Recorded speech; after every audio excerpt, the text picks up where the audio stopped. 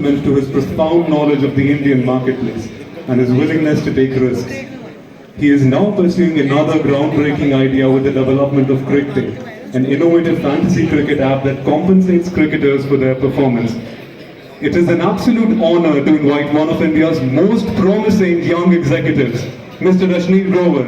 Can we have a thunderous round of applause for Mr. Rashneet Grover?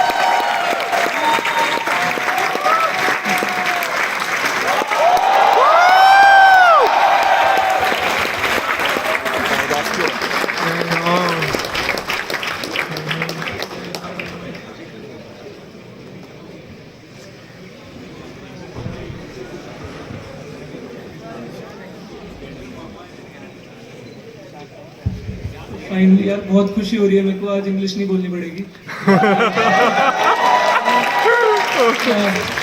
कहीं पर talk देने जाओ तो भी इंग्लिश बोलनी पड़ती है, इंटरव्यू लो तो भी इंग्लिश बोलनी पड़ती है, तो आज बेस्ट डे है मेरे लिए। And all thanks to Rashneet sir for that.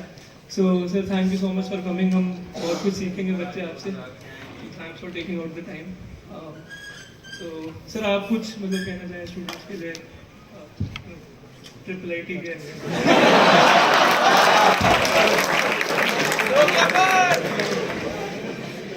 Sir first question sir मेरा ये होगा कि जैसे स्टूडेंट्स एज हमारी ऑडियंस स्टूडेंट्स है तो उनसे रिलेटेड रखते हैं।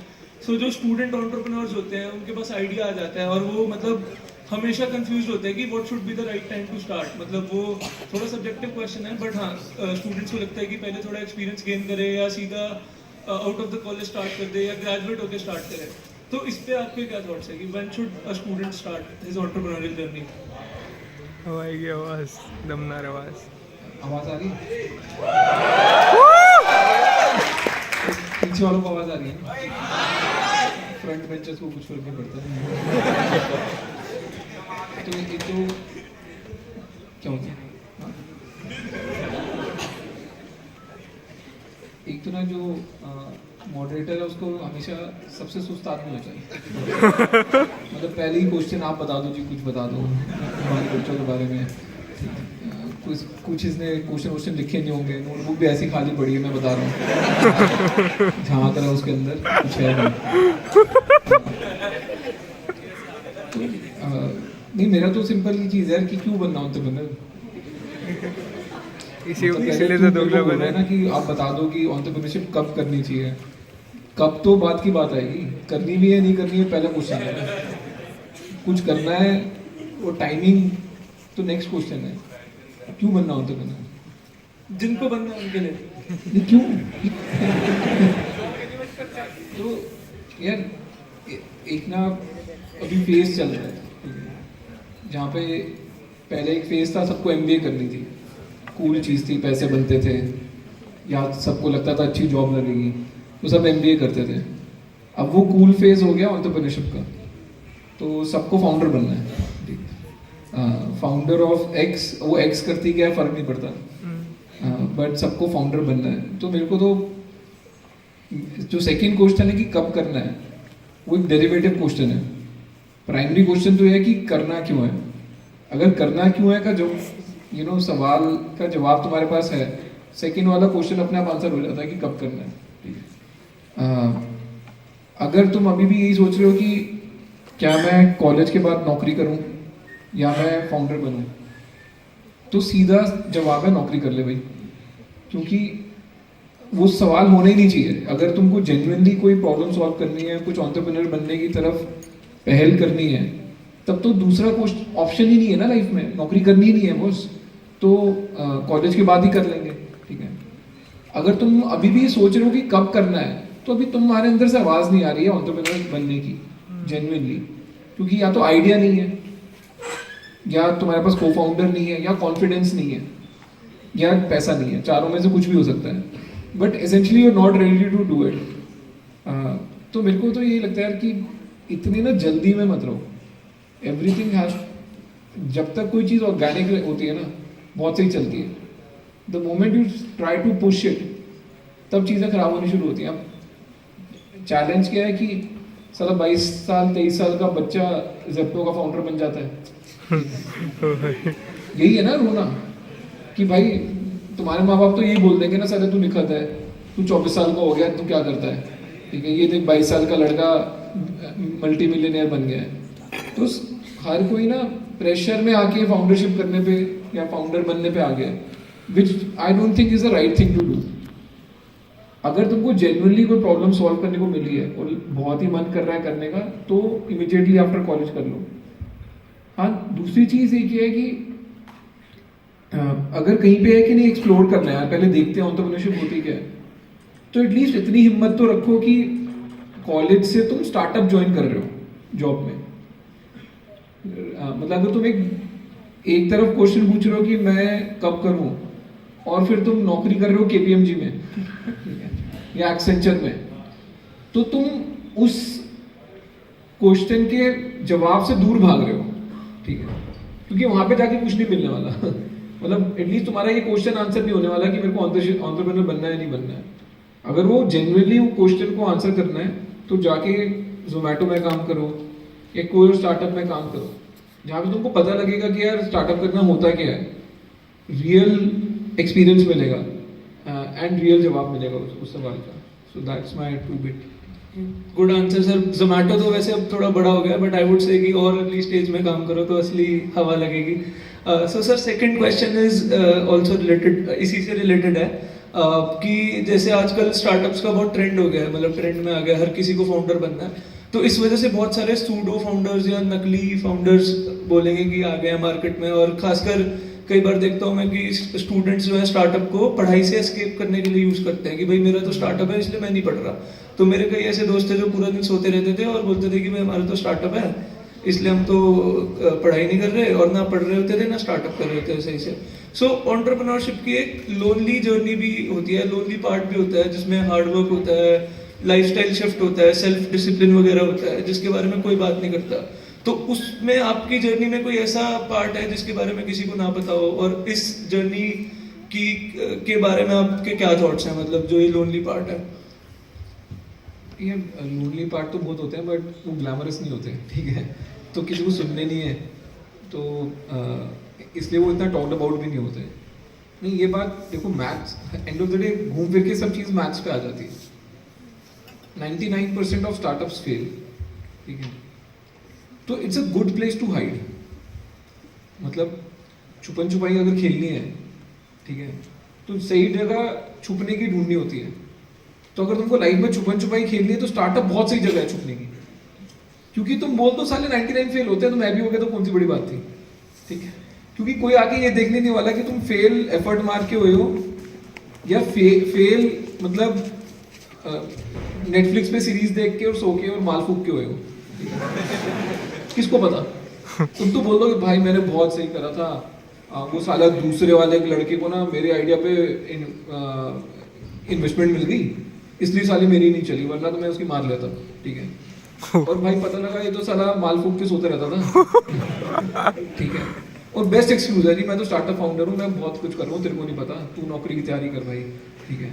और तो आई कैन अंडरस्टैंड कि एक ना बहुत अच्छी जगह बन गई है छुपने के लिए, कि कुछ नहीं करना तो बोल दो मैं स्टार्टअप कर रहा हूँ, but and of the day game तो डिसिप्लिन की है ही यार, मतलब एंड मेरे लिए मैं यार बहुत डिसिप्लिन बन रहा हूँ वैसे इन जनरल, ठीक है, मतलब लास्ट सेमेस्टर में 10 मारी है मैंने, उसके लिए अलग लेवल ऑफ डिसिप्लिन चाहिए होता है, जबकि पता है कि साला एक स्टैनफोर्ड का MS का लेटर भी पढ़ा है, एक IIM अहमदाबाद का MBA का लेटर भी पढ़ा है, उस सेमेस्टर में 10 मारना के लिए डिसिप्लिन चाहिए। और उसके बाद भी लाइफ में कुछ भी करना है तो डिसिप्लिन तो चाहिए। तो अगर तुम सोच रहे हो ना कि यार सिर्फ क्रिएटिव चीज़ है कि मेरे पे एक स्ट्रीक ऑफ क्रिएटिविटी है और मेहनत साला कोई और कर लेगा, डिसिप्लिन कोई और कर लेगा, मैं तो बताता रहूँगा, मैं तो फाउंडर हूँ, मैं इसको बताऊँगा कि कैसे कर लेंगे मार्केट में, ऐसे कर लेंगे, उससे नहीं होने वाला। बहुत डिसिप्लिन चाहिए, बट उसके बारे में ज़्यादा बात नहीं करते because that will drive you away from doing entrepreneurship. Glamorous part ये है कि हाँ पैसा बड़ा होता है, और अगर बिजनेस बड़ा हो जाता है तो नाम बड़ा होता है, which is what is attracting most people, but there is of course the hard part to it as well. तो कॉलेज की अगर सर बात आपने करी थी, तो कॉलेज में सर आप मतलब बिल्कुल पढ़ने लिखने वाले थे क्या, थोड़ा मजे वजे भी करते थे? नहीं, मैं बिल्कुल मजे नहीं करता था, ये फैक्ट है। मैं अब मैं तेरे को बताता हूँ, एक तो मैं डे स्कॉलर था, हंसने की क्या बात है। तो अब वो डे स्कॉलर जो होते हैं ना, वो ऐसे ही थोड़े बच्चे होते हैं, मतलब वो हॉस्टल नहीं गए होते, वो माँ बाप के साथ रह रहे होते हैं, तो उनका स्कूल चल रहा होता है इन सम सेंस।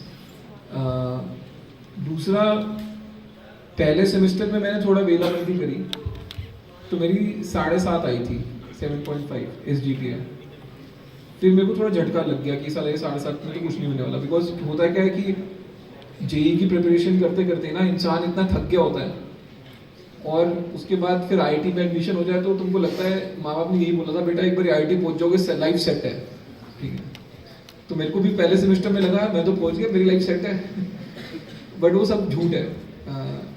साला वो कभी लाइफ सेट नहीं होती, साला 40 साल का हो गया, अभी भी मेरी लाइफ अनसेट ही है। तो फर्स्ट सेमेस्टर में मैं थोड़ा ढीला पड़ा, तो 7.5 मारी, फिर मेरे को लगने लग गया सुपर स्मार्ट लोग हैं इन इंजीनियरिंग इन जनरल, तुम्हारे बैच के बंदे सब स्मार्ट ही होते हैं, ठीक है, ठीक है। वो हर एक का मोटिवेशन लेवल ऊपर नीचे होता है, बट स्मार्टनेस में तुम क्वेश्चन नहीं कर सकते इन जनरल। तो फिर मेरे को लगा कि पढ़ाई करनी पड़ेगी, तो मैं हर सेमेस्टर में उसके बाद आई थिंक नैली मारी है, साड़ी नैली मारी है। उसके बाद वो मारने के लिए एफर्ट लगता है यार, मतलब तुमको लग रहा है ना किसी की नैली ऐसे आ जाती है, तो तुम भी मार के देख लो नहीं आती, एफर्ट लगता है। तो मेहनत बहुत करी है मैंने। सिर्फ लास्ट सेमेस्टर में मतलब लास्ट के 2 सेमेस्टर में मस्ती मारी। जब मैंने क्या किया था, 2 साल इंजीनियरिंग इंडिया में पढ़ी, फिर 1 साल एक्सचेंज के लिए चला गया फ्रांस। अब फ्रांस में मेरे को एडवांटेज ये था कि मेरे ना क्रेडिट्स ऑडिटेड थे। ऑडिटेड का मतलब आपको क्रेडिट्स कमाने थे, सिर्फ पास होना था।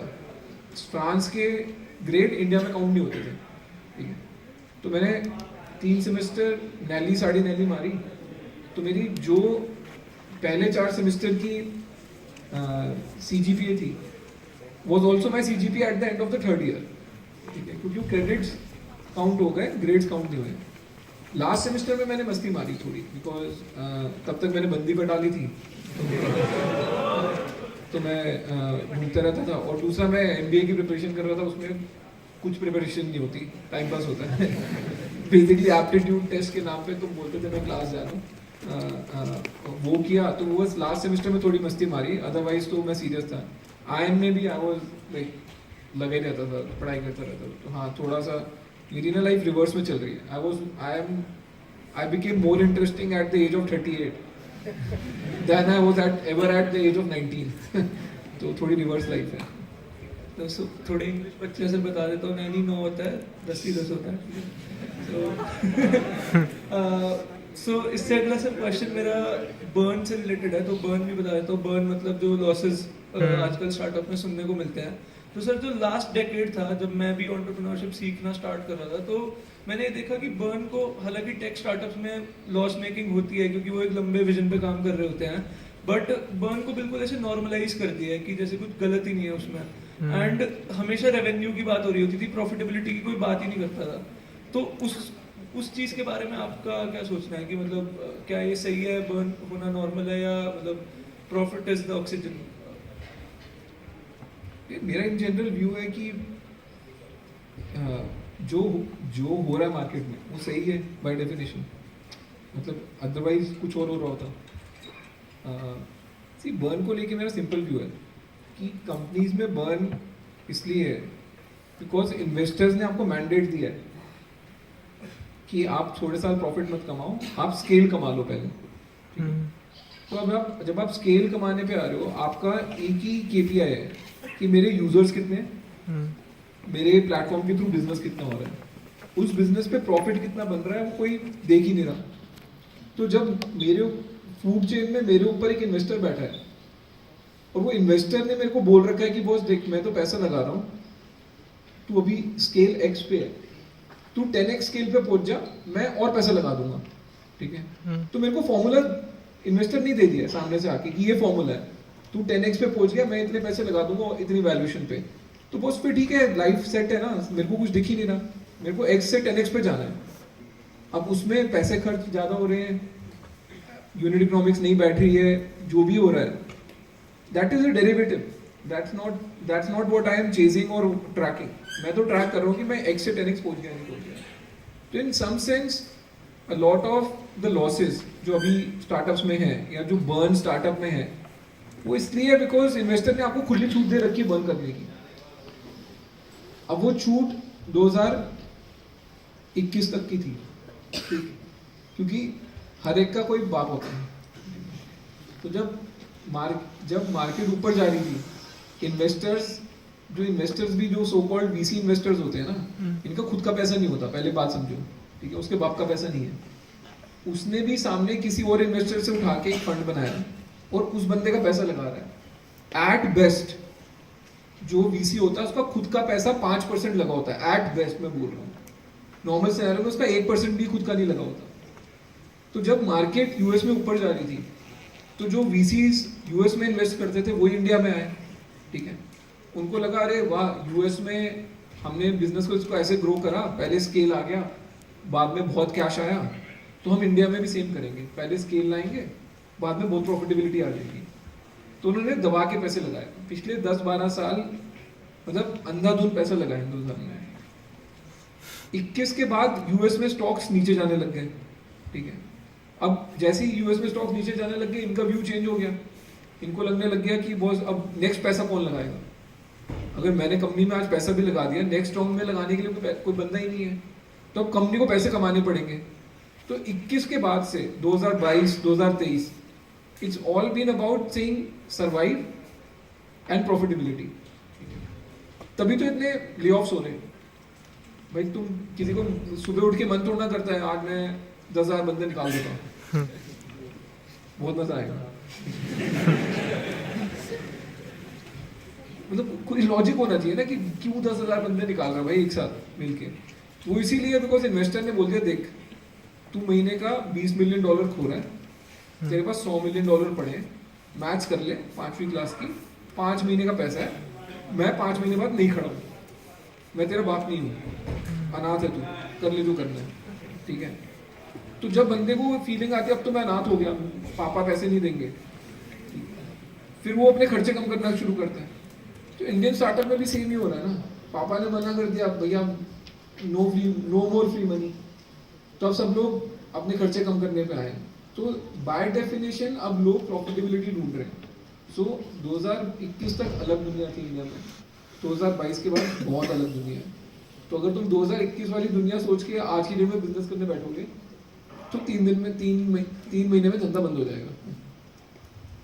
तो सर मतलब ठीक है, मैं जेप्टो की अगर बात करें तो मतलब मेरी कोई औकात नहीं है मैं किसी के बारे में कुछ बोलूं, बट मेरे को ऐसा लगता है कि अगर हम 19 साल के एक लड़के को इतने सारे पैसे दे देंगे तो कहीं ना कहीं ठीक है, मान लो बड़ी कंपनी बन भी जाती है, आप तो कहते नहीं बनेगी, बट अगर बन भी जाती है तो उस पूरी जर्नी में कहीं ना कहीं लॉस ऑफ रिसोर्सेज होगा. कि मतलब अगर 1000 मतलब सपोज 100 करोड़ खर्च हो सकते थे तो उसकी जगह 200 हो रहे होंगे. तो वो जो लीकेज ऑफ रिसोर्सेज कहीं ना कहीं गलतियों की वजह से हो रहा होगा due to immaturity of the team. तो ये थोड़ा फंडिंग कल्चर थोड़ा टॉक्सिक नहीं हो जाता है ऐसी चीज़ों का? ये फंडिंग कल्चर टॉक्सिक क्या मतलब, या तो तुम बोल दो कि भाई देखो हम ना एक और फंडिंग का एग्जाम रखेंगे. एग्जाम है, तूने जेई पास करा, ठीक है, अब आ जाओ, बस फंडिंग एग्जाम चल रहा है यहाँ पे. जिसके सबसे ज्यादा मार्क्स आएंगे उसको मासा पैसे देगा, जिसकी सेकेंड रैंक आएगी उसको सिकोया पैसे देगा, जिसकी थर्ड आएगी उसको टाइगर पैसे देगा, ठीक है. फिर तुम बोल दो हाँ जी बिल्कुल मेरिटोक्रेटिक फंडिंग हो रही है देश में, ये लड़का फर्स्ट आया था, मासा सान प्लीज गिव मनी, और ऐसे चले. बट होता नहीं है ना लाइफ में. लाइक हमको लग रहा है यार जो पैसा लगा रहा है, माना कि वो बेवकूफ है, बट उसका धंधा ही पैसा लगाना है, तो वो भी तो इसी होप में पैसा लगा रहा है या इसी स्ट्रैटेजी में पैसा लगा रहा है कि मैंने सही बंदा चूज करा है, मैंने सही टीम चूज करी है, मैंने सही स्पेस चूज करी है, और ये मेरे को कमा के देगा. तो मैं इस बात पे जजमेंट नहीं पास करता कभी कि अरे इसको क्यों पैसा मिल गया, ये तो बेवकूफ है. बिकॉज इन जनरल मतलब मेरे को नहीं पता कि तुम्हारा डिफरेंट व्यू है, बट हर इंसान के लिए उसके बाहर सब इंसान चूतिए हैं. हर बंदे को ये लगता है ना मैं सेंटर ऑफ यूनिवर्स हूँ, मेरे अराउंड बहुत सारी गैलेक्सी घूम रही है, ठीक है, और मेरे को सब कुछ पता है, ये सामने वाला बेवकूफ़ है, ठीक है, और दूसरे को भी ये लग रहा है कि मेरे को सब कुछ पता है, सामने वाला बेवकूफ़ है। तो हिंदुस्तान में आप किसी को भी पैसा मिलेगा ना तो कोई बोल देगा, कल को कोई मुकेश अंबानी को पैसे दे देगा ना तो कोई बोल देगा अरे यार ये तो बस ये रईस था तो इसको और पैसे मिल गए, ठीक है। तो मैं इस पे बिल्कुल जजमेंट नहीं पास करता भाई, खुला देश है, किसी को रिजर्वेशन पे तो पैसे नहीं मिल रहे ना, कोई ये तो नहीं बोल रहा भाई मैं जाट हूँ, जाटों को मिलेंगे जी,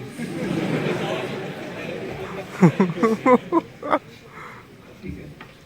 तो सर अभी जैसे आपकी वो वीडियोस बहुत ज़्यादा वायरल हो रही है जिसमें आप स्कूल स्टूडेंट्स को जज कर रहे हो उनकी पिच में, तो सर मतलब मैं देखता हूँ कि आप उनकी भी बिल्कुल मार ही लेते हो।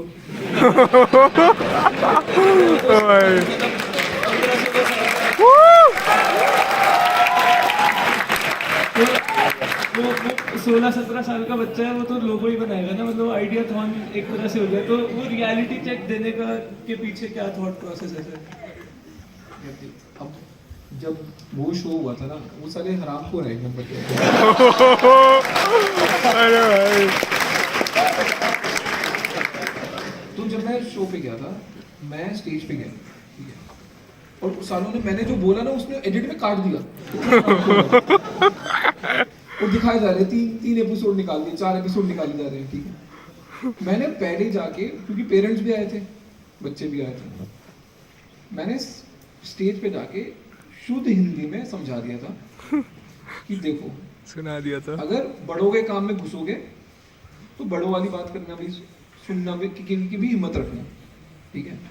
मैं जब 16 साल का था साला कोई 10 लाख रुपए नहीं देता था कोई भी अवार्ड जीतने के, ठीक है, मतलब साला कोई जेई रैंक 1 भी ले आता था उसको भी 10 लाख रुपए नहीं मिलते थे। BMW मिली थी भाई। शो पे आए हो जहाँ पे तुम आइडिया पिच कर रहे हो और टोटल प्राइस मनी 10 लाख रुपए, तो जहाँ पैसे की बात आ गई मैंने क्लियरली बोल दिया था कि अगर तुम बड़ों के काम में घुस रहे हो तो बड़ों वाली बातें होंगी। अब उन्होंने वो वाला पार्ट एडिट कर दिया, फिर लोग बोले अरे तुम मार रहे हो बच्चों की मार रहे हैं। तो अब ठीक है, मतलब तो आए मरवाने तो मरवाओ।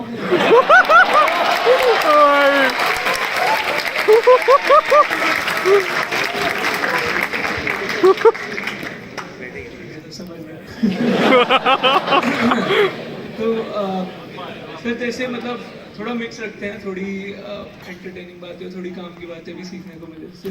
तो सर जैसे स्टूडेंट्स हैं जो स्टार्टअप करते हैं और मतलब अब सर आप तो BMW बांट देते हो और एम्प्लॉय आ जाते हैं, आप लिंक्डइन पे पोस्ट डाल देते हो, आपकी हायरिंग कंप्लीट हो जाती है, बट एक अर्ली स्टेज स्टार्टअप फाउंडर कैसे मतलब टीम बिल्ड करे, कैसे वो क्वालिटी लोगों को अपने साथ काम कराए कम पैसों में? अंडरलाइन क्वेश्चन है कि आप में कोई स्किल तो है नहीं, बस आपके पास फेम है, ठीक है, आप उसको यूज करके धंधा बनाते रहते हो और बोल तो यही रहे। सच बोल दिया भाई। स्किल तो चाहिए ना। BMW भी आपने थोड़ा ना बांटी, इन्वेस्टर के पैसे तो आपने बांट दी।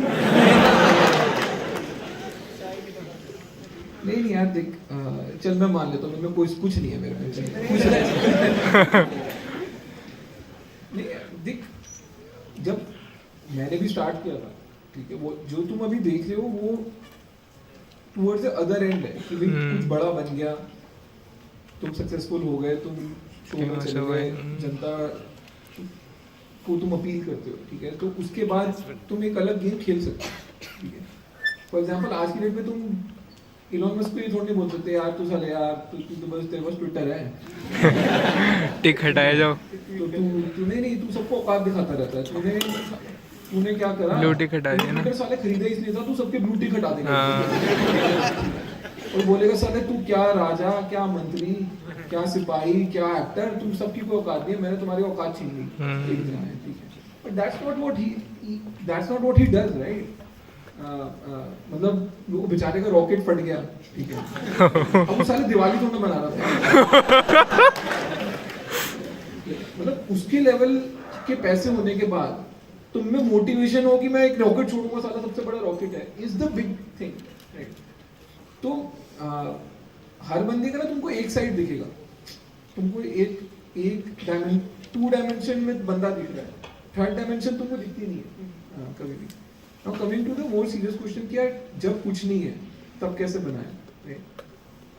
यार जितने भी धंधे बने हैं, if you take 106 unicorns, let's say India has 106 unicorns, you takes away second time founders, वो माइनस कर दो उसमें से, तब भी साले 90 यूनिकॉर्न ऐसे ही है जो फर्स्ट टाइम फाउंडर ने बने।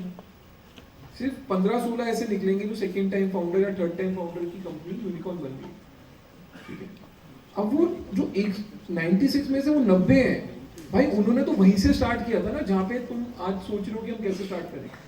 कि ना साला पैसा है, ना कोई टीम है, मार्केट भी पता नहीं है या नहीं है, जाके इन्वेस्टर को भी पिच करना पड़ेगा, को फाउंडर को भी पिच करना पड़ेगा, एम्प्लॉयज को भी पिच करना पड़ेगा, बनाना भी पड़ेगा, मार्केट में प्रोडक्ट भी लॉन्च करना पड़ेगा। तो सबकी स्टार्ट वहीं से हुई, ठीक है। हाँ, जस्ट बिकॉज कोई आज के दिन में बड़ा बन गया है तो बहुत आसान लगता है किसी को बोलना यार कि सर आपके लिए तो अब आसान हो गया, ठीक है, बट स्टार्ट सबकी सेम ही जगह हुई है। नाउ घूम फिर के that is what the hustle is. No see if it was, if मैं एक चीज बोलो, कंट्रोवर्शियल नहीं होनी चाहिए, but if becoming a successful founder was as easy as becoming an engineer,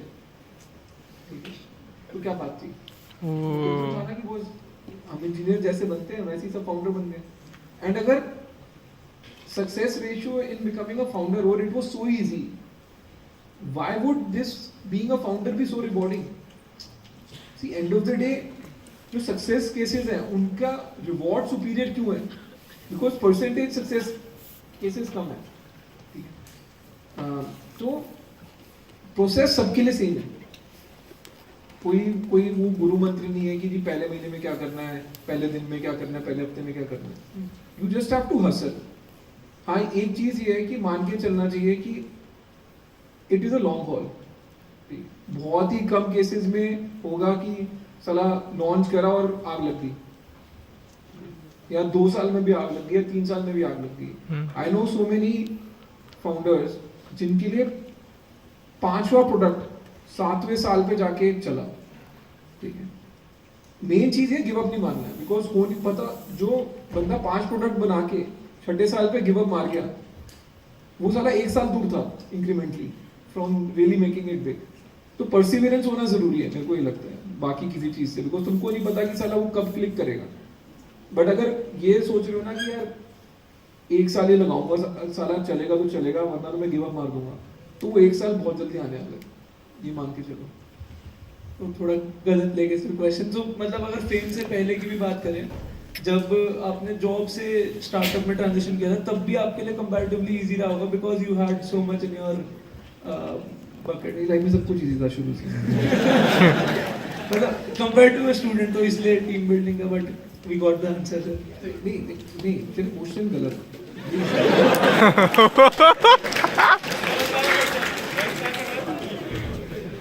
दूसरे की लाइफ में इजी रहा मुश्किल रहा is not going to change your life.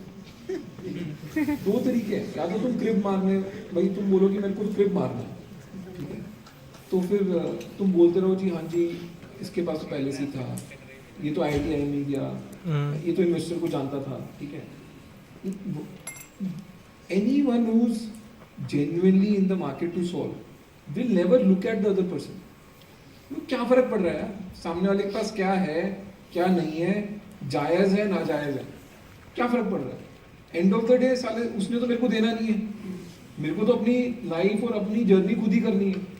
तो मैं उसको थोड़ा एब्सोल्यूट टर्म्स में देखता हूँ कि बस मेरे को नहीं फर्क इन सम टाइम, मतलब बहुत ही प्योरेस्ट व्यू है, बट मैं ना ट्रैक ही नहीं करता मार्केट में हो क्या है, किसको पैसा मिल गया, क्यों मिला, मार्केट में क्या प्रोडक्ट लॉन्च हो रहा है। वो आपको बायस करेगा, आपको डराएगा कि नहीं यार ये आ रहा है मार्केट में, ये आ रहा है। बेस्ट है अपना फोकस रहो कि बॉस मेरे को ये करना है, मैं कस्टमर की बात सुन रहा हूँ, ठीक है, मार्केट में ऐसा कुछ और प्रोडक्ट अवेलेबल नहीं है, अब आसपास कुछ भी हो रहा है उसके, किसी की फंडिंग हो रही है, किसी की टीम बन रही है, जस्ट वो डिस्ट्रैक्शंस है लाइफ में, क्यों देखिए क्या फर्क पड़ेगा? फालतू का रोना नहीं है, अपने काम पे ध्यान रखो. So sir, importance of a को फाउंडर मतलब समझना चाह रहे थे आपसे कि जैसे अभी आपने क्विक में स्टार्ट किया तो उसमें भी यू नो फाउंडर को फाउंडर. सो जैसे मैं सोलो फाउंडर हूँ in a very operationally heavy startup, तो आपको क्या लगता है कि is it even possible for solo founders to make, और इज इट लाइक क्या इंपॉर्टेंस होती है को फाउंडर की? ये सोलो फाउंडर अच्छी चीज़ है, मतलब साला 100% कंपनी अपने पास है. किसी की सुननी नहीं है, किसी को बताना नहीं है. तो एंड ऑफ द डे यार, if you can pull it off alone, so it's a best thing. ठीक है कि तुम खुद के मालिक हो, खुद ही काम कर रहे हो, सक्सेस भी 100% तुम्हारी है, फेलियर भी 100% तुम्हारा है. मेरे को लगता है को फाउंडर तुमको तब लेना चाहिए जब तुमको लग रहा है कि मेरे में एक स्किल सेट की कमी है, या मेरे को एक स्किल सेट चाहिए जहाँ पे मैं एफर्ट नहीं डाल सकता. So for example, I don't do coding, I can't code to save my life, I am very clear. And it is not because I am not smart enough, वो भी है, मैं am also not smart enough, but it doesn't appeal to me. मेरे को लगता है कि अगर मैं खुद कोड लिखने बैठूंगा, उससे अच्छा मैं अगर अपना दिमाग लगाऊंगा मार्केट में, वो मार्केट में दिमाग लगाना is going to give me more effort.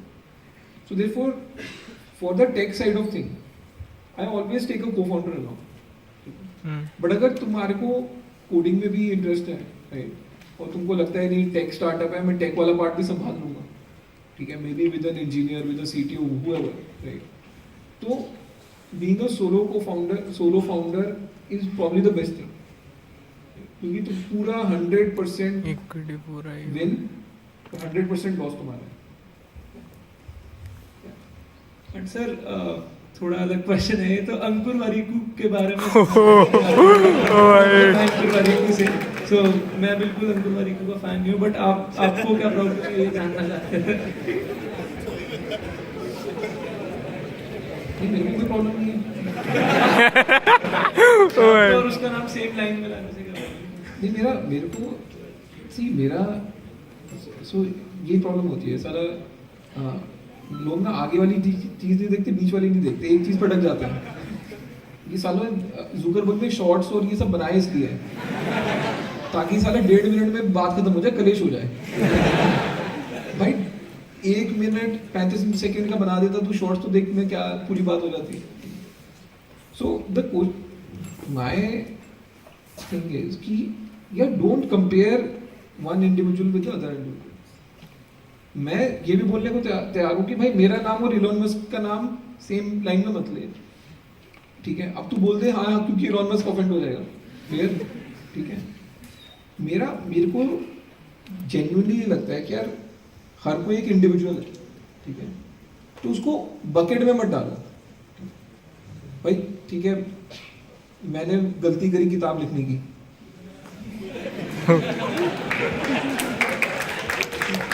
अब अगर मैंने गलती करी किताब लिखने की, इसका मतलब ये थोड़ा कि मैं अंकुर वारीकू हो गया है.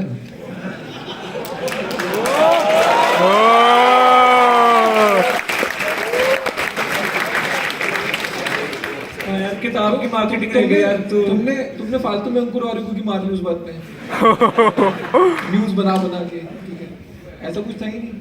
थोड़ी सी किताब की मार्केटिंग भी कर देते हैं. भाई पढ़ लेना सारे, दुबलापन सर की बुक है, बहुत अच्छी है. एक सेकंड, तेरी मार्केटिंग से मेरी किताब बिकेगी.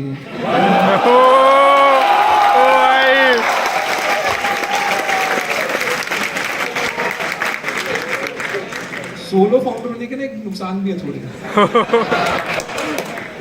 कोई हवा में चढ़ा दे तो भाई उड़ जाता है. दूसरा को फाउंडर होता नहीं नीचे खींचने के लिए सारे.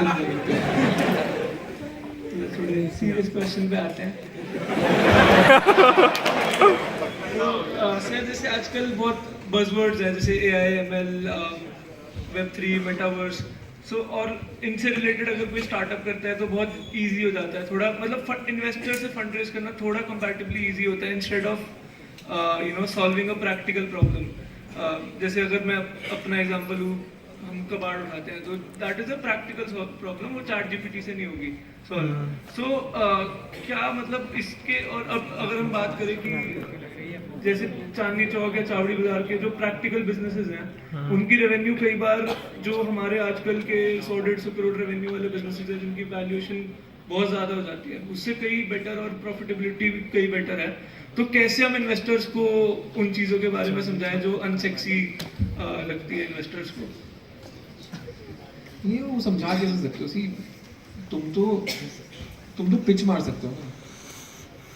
अब किसी ने ठान रखी है कि मैं तो बिल्डिंग से कूदने वाला हूँ और मेरे को उसी में मजा आएगा, तो वो कूदेगा ही। तुम तो भी पिच को पिच मार सकते हो, भाई मत कूद। मतलब 60 माले की बिल्डिंग है, साले तू बचेगा नहीं, तूने पैराशूट नहीं पहना।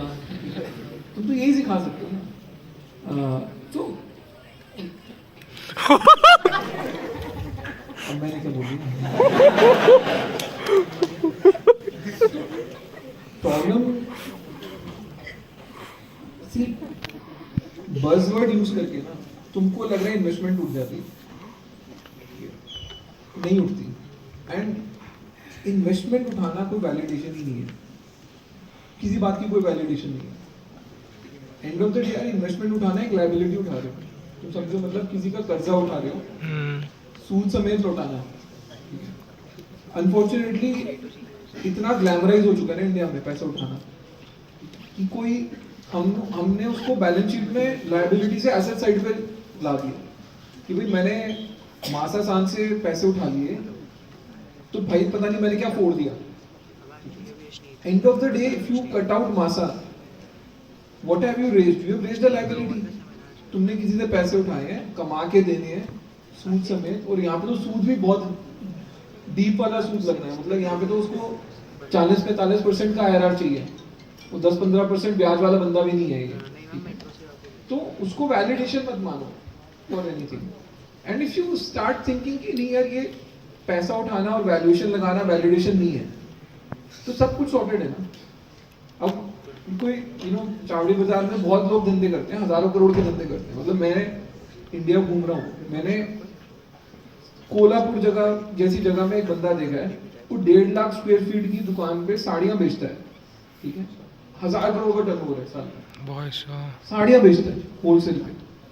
तो ऐसे हिंदुस्तान में बहुत कमाल के धंधे हैं जो उनको कभी समझ भी नहीं आएंगे कि इतना स्केल हो सकता है, बट और वो प्रॉफिट भी कमाते हैं। अब उनको प्रॉब्लम क्या है कि साला ये लॉस कमा रहा है और इसकी वैल्यूएशन इतनी हो गई, तो मैं प्रॉफिट कमा रहा हूं तो मेरी वैल्यूएशन क्यों नहीं लग रही? यही रोना है ना। अगेन गेम तुम एब्सोल्यूट टर्म्स में देख ही नहीं रहे हो। भाई सामने वाला क्या कर रहा है, वो बेवकूफी कर रहा है या समझदारी कर रहा है, उसकी लाइफ में क्या हो रहा है, उससे तुम अपनी लाइफ में इफेक्ट कर रहे हो। मतलब अगर मैं किसी को डाला को ऑप्शन दूं, चल ठीक है, हो सकता है मैं तेरे को वैल्यूएशन दिला दूं, ठीक है 2000 करोड़ की, तू लॉस बना दे चल 2 साल। ऑप्शन है ना भाई, तेरे को लगता है लॉस बन के वैल्यूएशन मिलती है, तू बना ले 2 साल लॉस, नहीं बनाएगा कभी, ठीक है। तो दूसरे को देख के ना वो मत हो, रीस में मत आवे कि लॉस करके वैल्यूएशन बन रही है, हम ही बेवकूफ है। मैं पूरे इंडिया में जाता हूँ, सब अलग ही रोते हैं, ठीक है। अब मैं सबको ये बोलता हूँ सर ठीक है आपकी भी वैल्यूएशन बना दूंगा, लॉस कर दूं 2 साल, तब दूध का दूध पानी का पानी हो जाता है, तो भी कर ही नहीं सकते। So I think now we should open some questions to the audience. Questions. Sir के लिए क्वेश्चन नहीं है भाई, कैसे हो सकता है सर? आपके को-फाउंडर ने आपके केस क्यों कर दिया? No sir, I'm Akhilesh.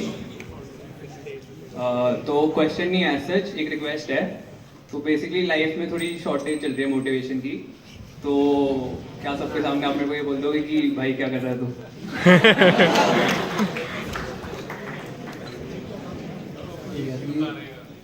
मैं किसी को नहीं बोलता, मेरे को हर जगह लोग बोलते हैं ये बोल दो वो बोल दो।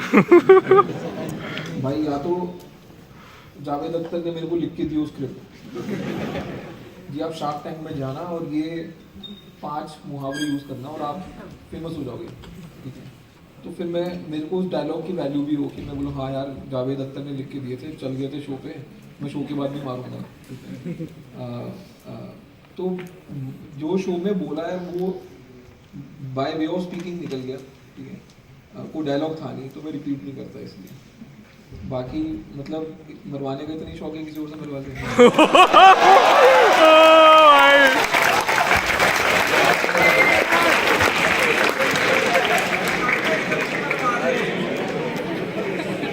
यही है वो चेहरा, गौर से देखिए इस चेहरे को।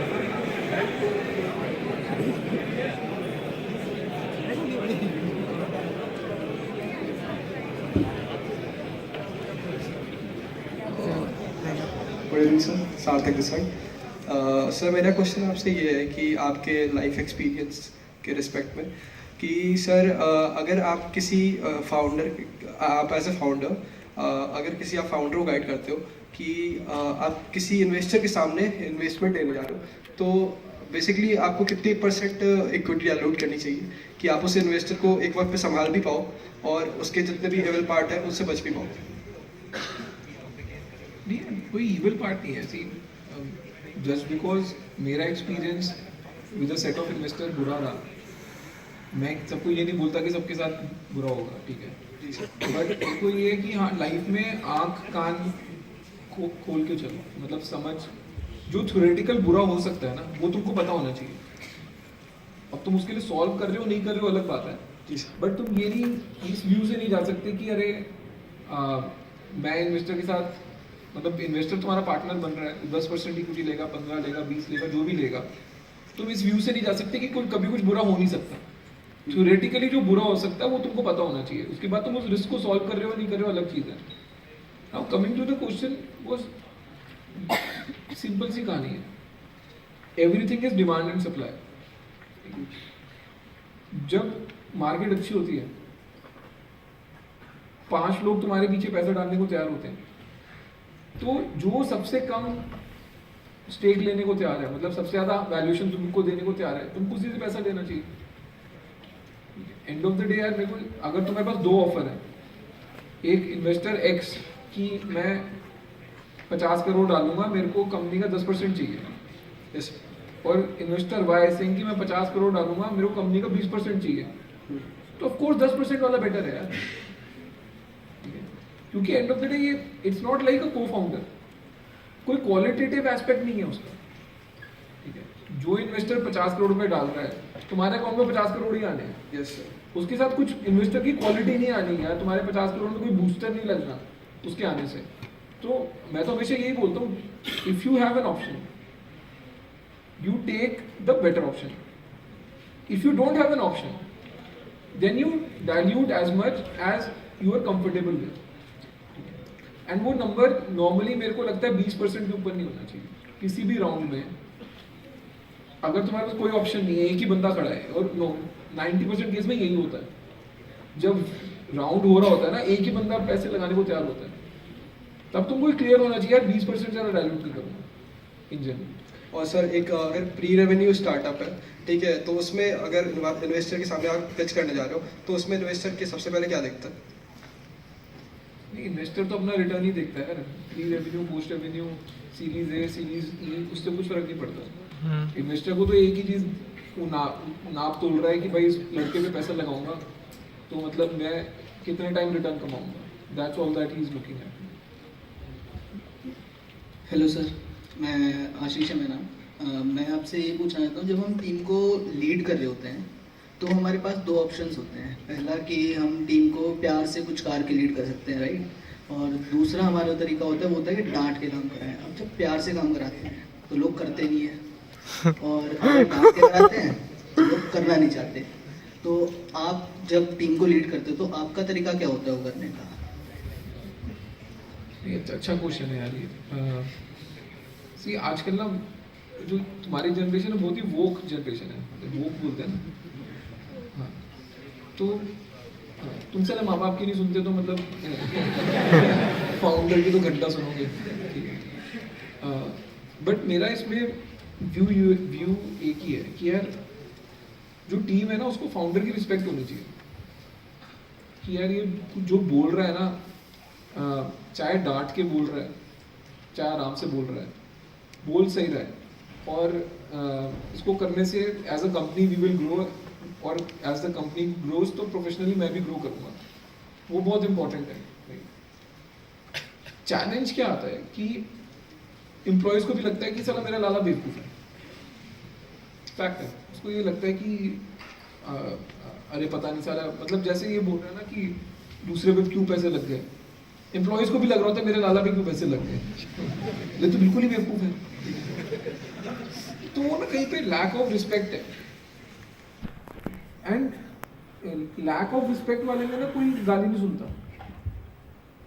रिस्पेक्ट वाले सिनेरियो में दोनों चीज चल जाती है। तुम किसी को डांट भी दोगे ना, उस बंदे को बुरा भी लग जाएगा, ठीक है, but fundamentally at the core of it उसको रिस्पेक्ट है तुम्हारी, ठीक है, तो वो कड़वा घूंट पी लेगा। और मैं उससे शाया भी नहीं करता भाई। मेरा एक सिंपल उसूल है कि तुम अपने ना कंसिस्टेंट होने चाहिए। तुम ये नहीं बोल सकते यार ये मेरा फेवरेट है, इससे तो मैं आराम से बात करूंगा, वो साले इसकी तो मेरे को शक्ल ही नहीं पसंद, तो ये तो कुछ भी बोलेगा मैं इसको झाड़ूंगा ही। दैट इज इनकंसिस्टेंसी, ठीक है। बट अगर तुम बोल रहे हो बॉस तू मेरे को पसंद है ना पसंद है फर्क ही नहीं पड़ रहा, तू लॉजिक की बात कर रहा है तो लॉजिक की बात है, और लॉजिक की बात नहीं कर रहा है तो तू झाड़ खाएगा, then there is consistency in it, and over time people respect consistency. तो ये जवाब है।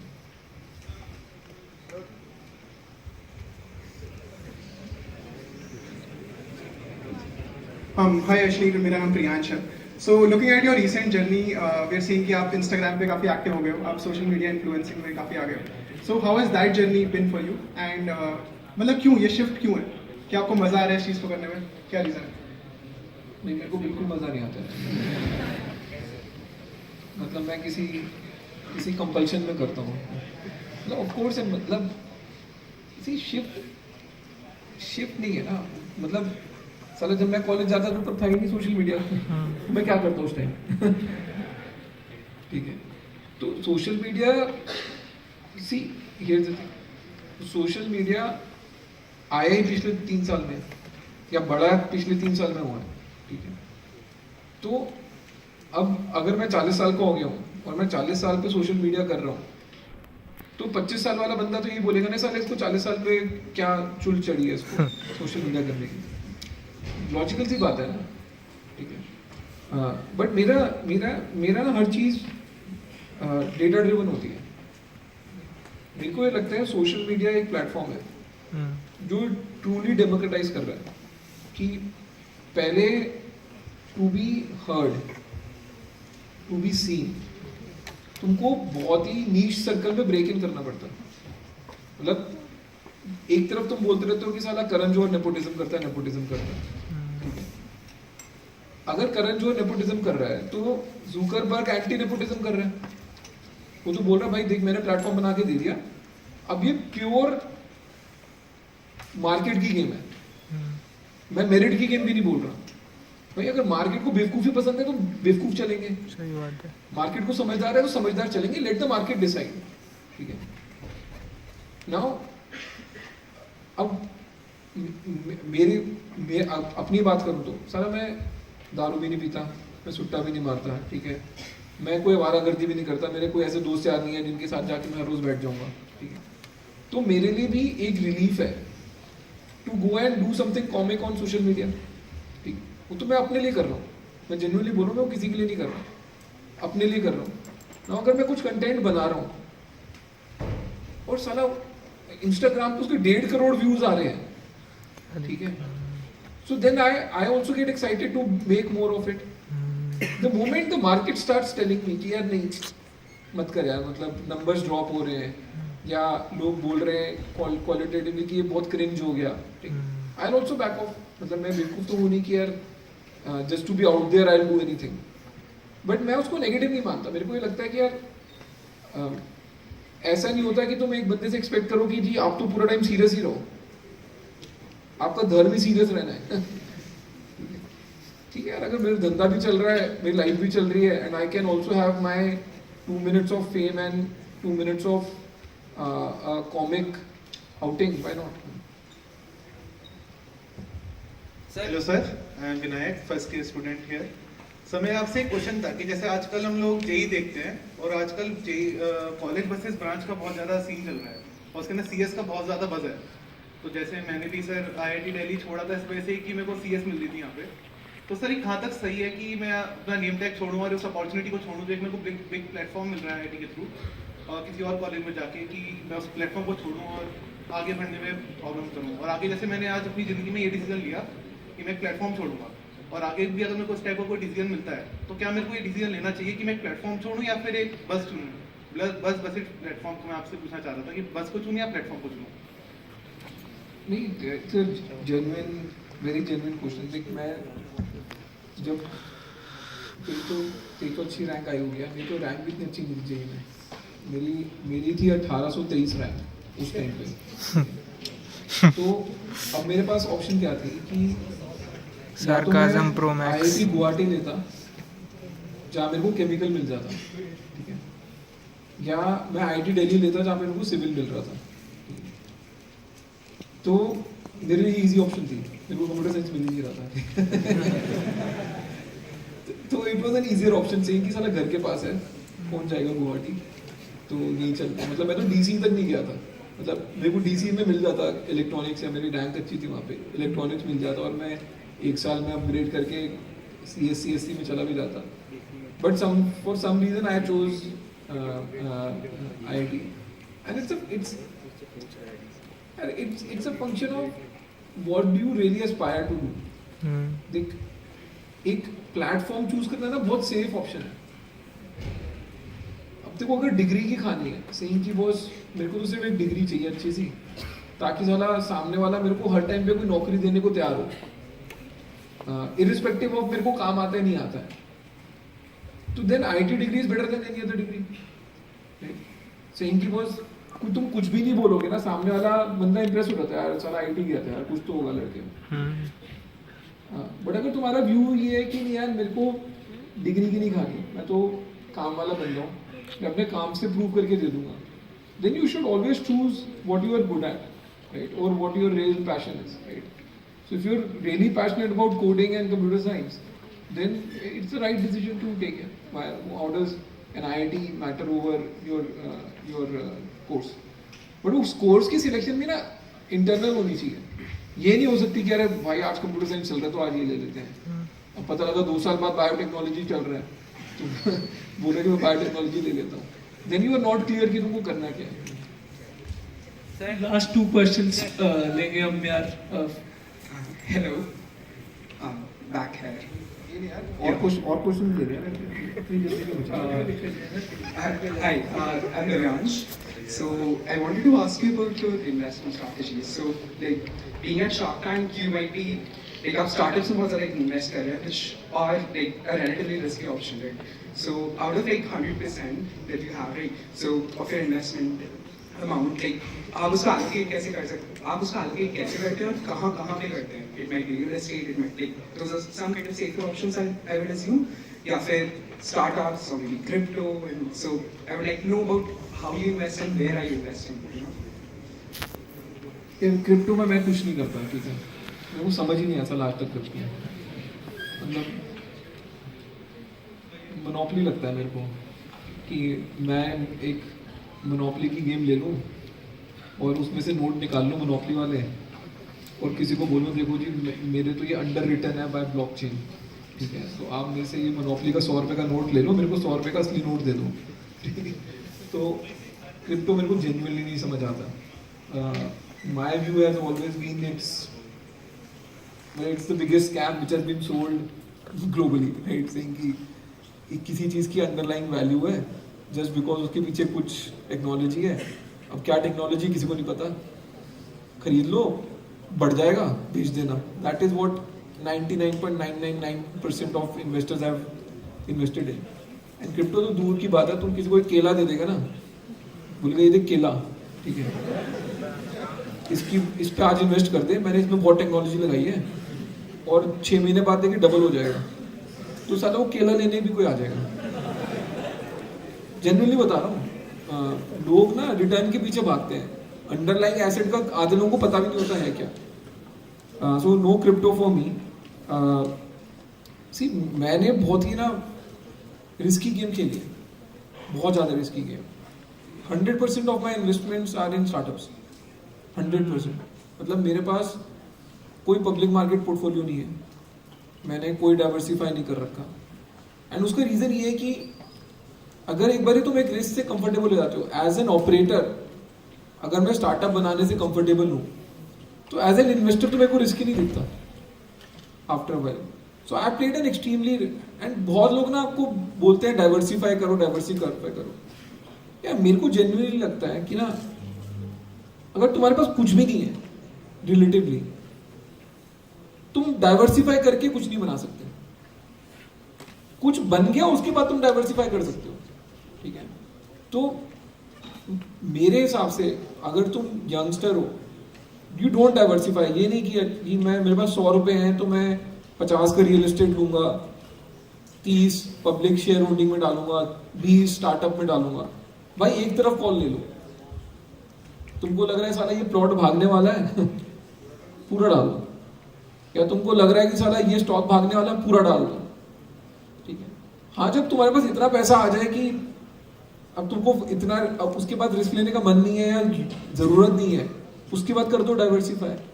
सो सिंपल है। फाइनेंस में भी एक चीज सिखाते हैं, risk and reward. If you don't take the risk you will never get the reward. Simple कहानी है।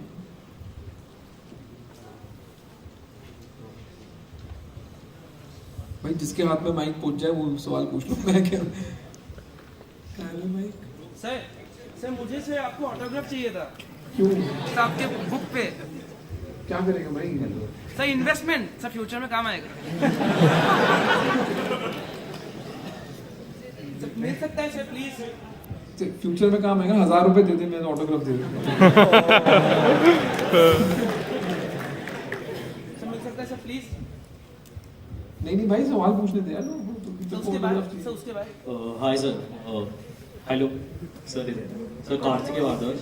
सर एक क्वेश्चन था sir. I watch an interview of yours with Sanyam. Sir उसमें आपने कोई बात करी थी कि when you started your career you had a journey with investment banking and all. तो थोड़ा सा आपका as an experience person POV चाहिए था। How would you compare the scenario of investment banking in India as compare to countries like US and Switzerland and all? आपका POV क्या है कि उन दोनों में डिफरेंस कहाँ पे आया था, किस लाइन पे थोड़ा सा बाइफिकेशन आती? नहीं यार, मतलब इन्वेस्टमेंट बैंकिंग ना एक टाइम पे बहुत हॉट चीज़ होती थी करने को, but and of the day वो ब्रोकरेज का धंधा है यार। बेसिकली किसी को पैसा चाहिए, तुम उसको पैसा दिलवा रहे हो और उस पैसे की जगह वो शेयर्स दे रहे हैं, ठीक है। That is the core business at business at its core. It's a broking business. It's not a high value addition business. हाँ, बट ये है कि वो हाई ट्रांजैक्शन वैल्यू ब्रोकिंग है। मतलब मैंने जो पहली डील कराई थी वो 1600 करोड़ रुपए की थी। उसमें हमारी फीस, मतलब एज अ बैंकर मेरी फीस 24 करोड़ रुपए थी, ठीक है। अब सिंगल ट्रांजैक्शन में तुम 24 करोड़ रुपए कमाने को मिल रहे हैं, ठीक है, बिना फैक्ट्री लगाए, बिना कुछ इन्वेस्टमेंट करे, तो वो लोगों को अपील करती थी। बट उसके बाद हुआ क्या कि ट्रांजैक्शन वैल्यू भी कम होने लगी। अब डील्स बहुत छोटी छोटी होती हैं, एंड लोग 2% देने को 1.5% देने को भी तैयार नहीं है, ठीक है।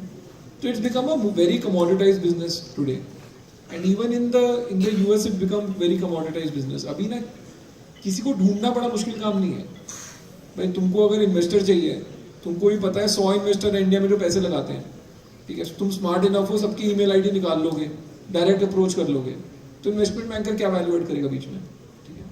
So in new technology investment bankers have not added any value at all. And in general मेरे को लगता है कि थोड़ा सा हाइप धंधा 10 साल पहले it used to be the thing to do, but in today's world it's not the top thing to do. Sir if you are just looking at it from a monetary point of view, so आपको ये क्या होगा? Monetary point of view से भी मेरे को लगता है सर आज की डेट में तो मतलब सॉफ्टवेयर इंजीनियर ज़्यादा पैसे कमा के जाते हैं इन्वेस्टमेंट बैंकर से। हाय एक्चुअली लेफ्ट साइड और बिल्कुल हाय कैसे हो? याद आनंद भैया। चलो बस सवाल पूछता सीधा। तो बेसिकली एक पैटर्न था दैट, मतलब I just was curious about your mindset on that. तो इन जनरल जो यूएस के जो like the like the billionaires of the world हैं, उनमें बहुत सारे लोग एक्चुअली टेक्नोलॉजिकल बैकग्राउंड से थे और मतलब इस टाइप की चीज़ें करते, तो बिल गेट्स हो गया और ये सारी चीज़ें कर रहा था. But let's say if you think about the most richest people in India, they are not वो वाले टेक वाले लोग, they are from a business kind of a background. And like since we are like a tech kind of an institute, what do you think on this disparity? Do you think that is something to do with education or entrepreneurship या culture? यार एक तो पहले ना life sorted थी कि कोई rice होता था तो प्राइवेट में रईस होता था, ठीक है, किसी को पता ही नहीं था वो करता क्या है, उसकी लाइफ क्या है. अभी क्या सब कुछ पब्लिक हो गया, everything is on social media, ठीक है. तो अंबानी जी पार्टी कर रहे हैं तो सब अंबानी जी की पार्टी देख रहे हैं बैठ के यूट्यूब पे. पहले अंबानी जी पार्टी करते तो प्राइवेट में हो जाती थी. तो I think see there is a lot of distraction today. मेरे को लगता है कि किसी बिलियनियर को देखने ही क्यों है, क्यों तुमको देखना है कि उस वाला क्या गाड़ी चला रहा है, क्या पहन रहा है, क्या कर रहा है, मतलब वो अपना खून जलाने वाली बात है, ठीक है. And it's some sense it's a distraction. तुम अपना काम करो यार. लाइक जब पैसे आ जाएंगे वो पैसे कैसे खर्चने हैं वो 1000 लोग सिखाने वाले हैं, ठीक है. वो पैसे कमाने कैसे हैं वो कोई सिखाने वाला नहीं है. तो अपना फोकस ये होना चाहिए कि तुम अपने पे देखो. Now coming to this specific question on India में, for the longest period of time all businesses were licensed, license raj था, ठीक है.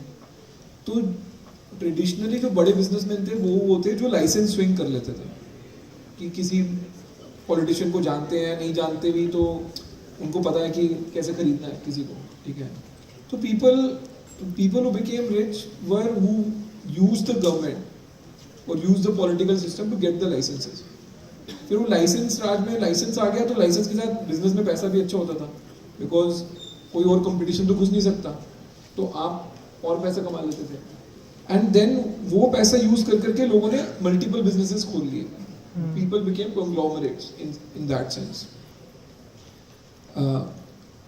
Take driven businesses, right, US में बहुत पहले आ गए थे, इंडिया में अभी आने शुरू हुए. बट अगर तुम वैसे देखोगे तो लास्ट 10 साल में मेजरली जो लोग हैव बिकम रिच और super rich, they are all coming from tech background. अब जितने भी स्टार्टअप हैं, जितने स्टार्टअप फाउंडर हैं, वो तो सब टेक बैकग्राउंड वाले हैं ना. मेरे को अब इनफैक्ट बहुत कम लोग दिखते हैं कि जो कोई ट्रेडिशनल बिजनेसमैन आया हो, जो स्क्रैच से शुरू करा हो पिछले 5 साल में, और वो रईस बन गया और लोग उसकी वाहवाही कर रहे हैं. सो आई थिंक जो ट्रेंड यूएस में है एग्जैक्टली सेम ट्रेंड इंडिया में है. हाँ, बट वो नंबर्स एब्सोल्यूट में कम है. तो तुमको अभी भी वो अंबानी, टाटा, बिरला वो दिखते हैं, ठीक है. But over time I think वो भी बैलेंस आउट हो जाएगा.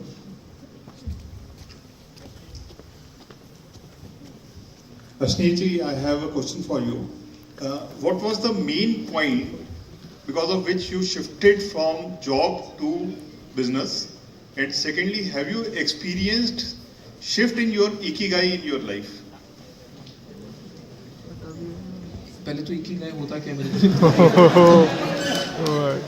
नहीं, मेरे को किसी ने किताब दी थी, मैं पता नहीं, मैंने किसी पे फैक्ट दी थी, वो शायद तो मेरे इकिगाई मतलब मेरे को ऐसा लग रहा है कि कुछ बहुत ही क्या बोलते हैं इsoteric इंटेलेक्चुअल चीज होगी, तो मेरी तो खराब होगी. Mission of life. नहीं, मेरा बहुत खराब है मिशन लाइफ में. मतलब भाई मेरा एक ही मिशन है, मेरे को पैसे कमाने हैं. मैं आई एम मतलब fundamentally I am very very clear, I am a capitalist. मेरे को एक्साइटमेंट ही पैसे से होती है. अगर किसी चीज में पैसे कमाने को है मैं एक्साइटेड हूँ, नहीं है तो मैं एक्साइटेड नहीं हूँ. अब आपको मेरे पे जितनी जजमेंट पास करनी कर लो, ठीक है, कि ये खोखला इंसान है या इसका इकिगाई स्कोर लो है, जो भी है.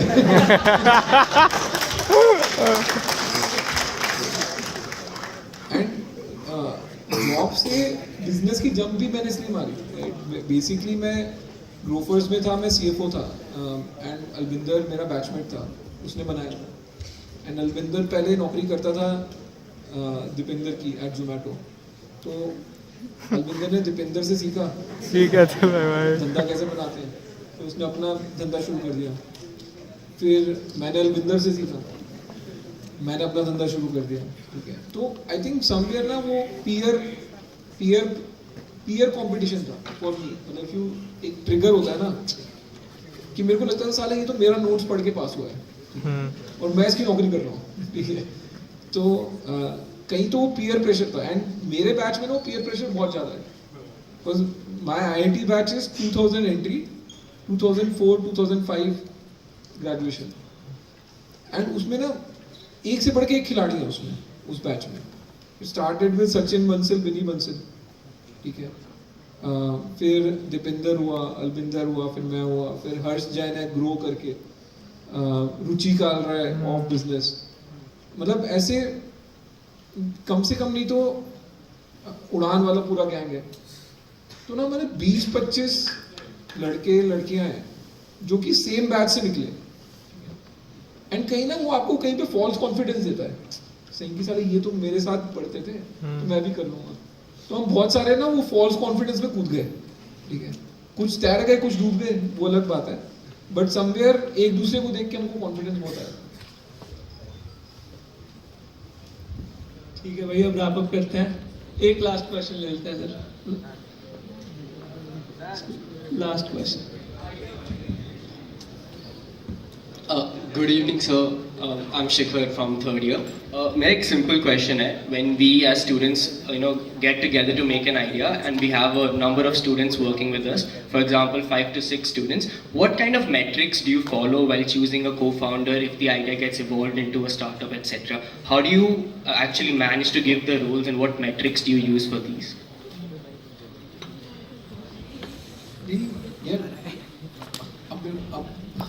फंडामेंटल प्रॉब्लम ये है कि अगर तुम को फाउंडर चूज कर रहे हो तो को फाउंडर भी तो तुमको चूज करना चाहिए ना।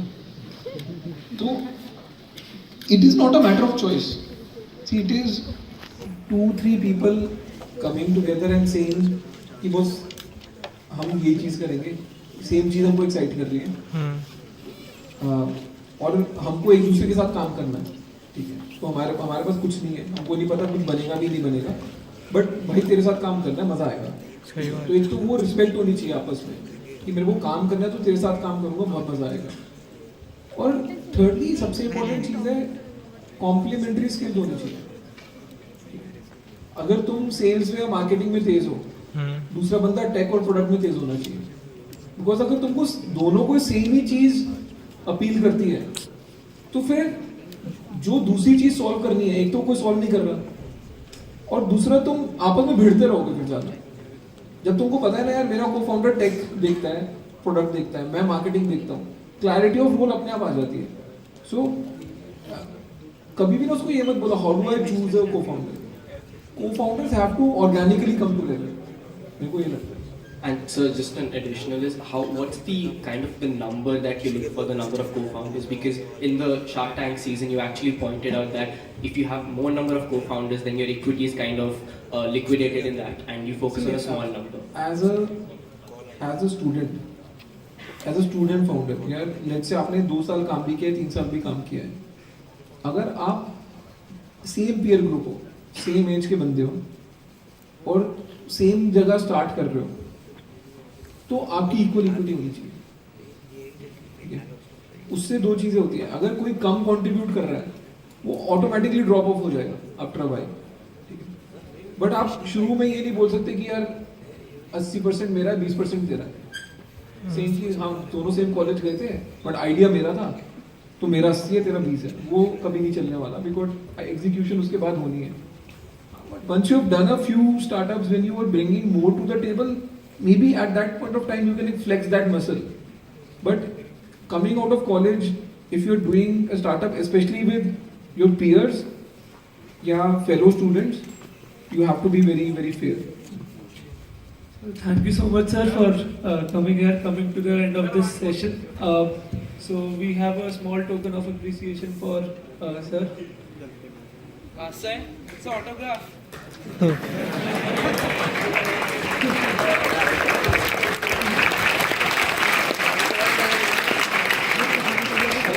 पीछे also बढ़िया। please go ahead, sir.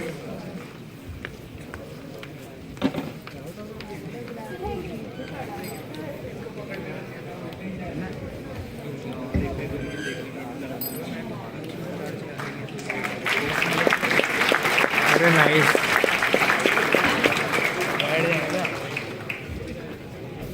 अरे